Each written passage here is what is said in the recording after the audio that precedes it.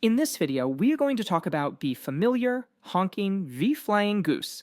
But trust me, we're going way beyond what you see at the park pond.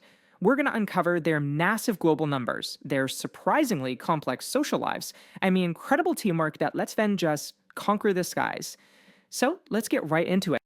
Okay, let's kick things off with a number that might just blow you away.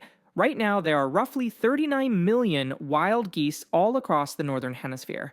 I mean, that is a huge, thriving population, and it's a real testament to just how successful these birds are.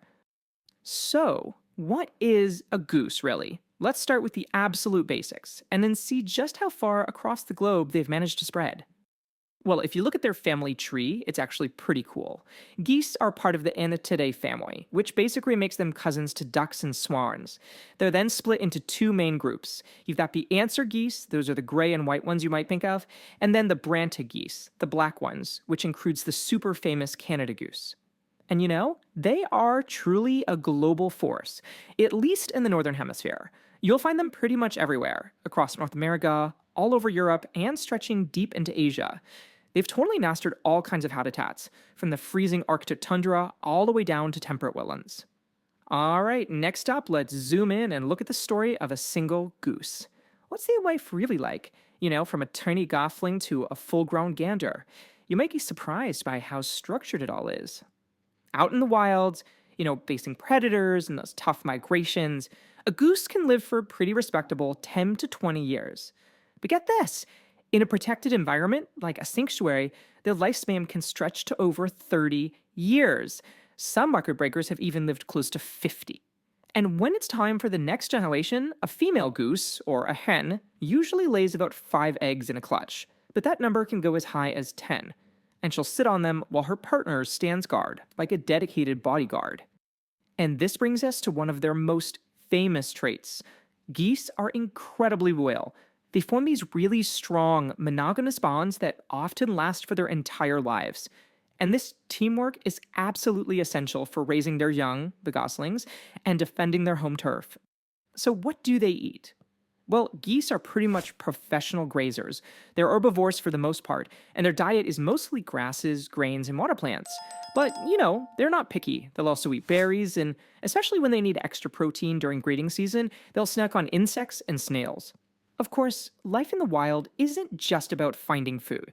A big part of it is about avoiding becoming food. So let's take a look at the threats geese face and what the number one defense strategy is. Yeah, even a tough bird like a goose lives under constant threat.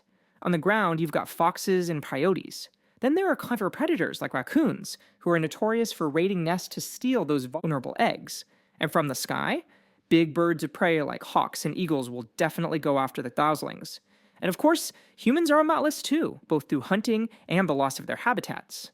So how do they possibly defend themselves against all that? Well, their greatest strength is just sticking together. By being in a big flock, they create this amazing built-in alarm system. A single warning honk can alert the entire group, giving everyone time to escape. It's a powerful reminder that for geese, their social bonds are their best survival tool. But that teamwork on the ground, that's just the beginning.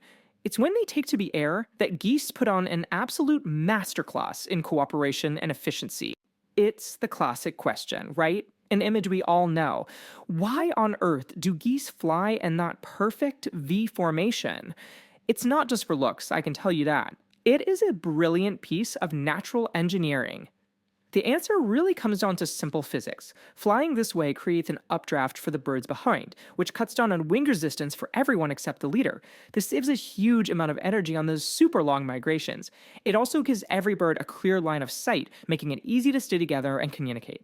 It's just a perfect example of how the group works together to create a super efficient system. Okay, so that naturally leads to the next question. If the bird in the front is doing all the hard work, breaking the wind, who gets stuck with that job? And the answer is just pure genius. No single goose is the permanent leader. When the lead bird gets tired, it just falls back into the formation, and another goose moves right up to take its place. They share the burden, which allows the entire flock to fly way farther than any single goose ever could on its own. It's a system built on shared responsibility, not a single boss. All right, to wrap things up, let's do a quick fire round of 5 fascinating facts that just show how truly remarkable these birds are. First off, geese are ancient. Their fossils date back over 10 million years. Second, to survive that long, they developed amazing tricks, like sleeping with one half of their brain awake to watch for predators. How cool is that? Third, their loyalty is just incredible. If a goose is sick or injured, 2 others will often stay behind with it until it recovers or passes away. Fourth, those honks you hear, they're not just random noise. That's the flock literally cheering on the leer, encouraging them to keep up the speed. And finally, a great example of evolution. The Hawaiian goose, or Nini, actually has less webbing on its feet so it can walk better on the rocky lava fields of its home. So the next time you see that V formation flying overhead, remember it's so much more than just a flock of birds. It's a powerful, ancient, and highly effective team. It's a living lesson in loyalty, endurance, and cooperation, written right across the sky for all of us to see. Alright, that is it for this video, everyone. Thank you for watching. Please make sure you're subscribed to our YouTube channel, and I'll see you in the next video.